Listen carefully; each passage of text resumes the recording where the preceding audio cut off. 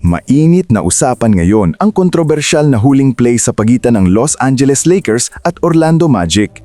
Sinisisi ng fans si Paolo Banchero matapos sa isang crucial moment kung saan nakita sa kamera na alam niyang si Luke Kennard ang titira, pero iniwan pa rin niya ito para sundan si LeBron James.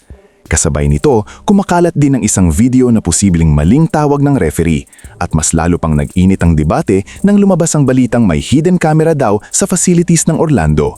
Ano ba talaga ang nangyari at bakit sinasabi ng analysts na mas deadly na ang Lakers? Sa huling play ng laro, malinaw sa video na nakahawak na si Banchero kay Kennard.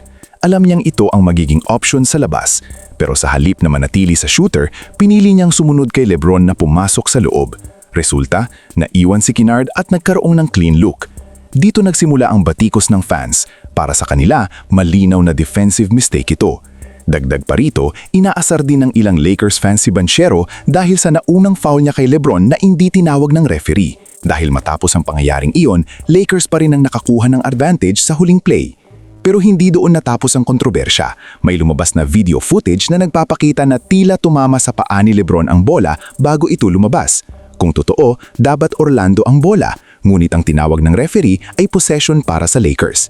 Ito ang nag-trigger ng matinding bangayan online. Maraming fans ang nagsabing maling call ito habang ang iba naman ay sinasabing bahagi na ito ng laro. Mas lalo pang naging interesting ang usapan nang lumabas sa report na may hidden camera daw sa facilities ng Orlando. Ayon sa mga ulat, ginagamit ito para sa internal review ng plays at officiating.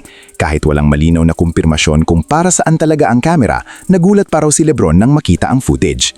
Samantala, ayon sa ilang analysts, mas lalong naging delikado ang Lakers. Isipin mo ang lineup na may Smart, Reeves, Luka, LeBron, tapos may shooter pa tulad ni Kennard.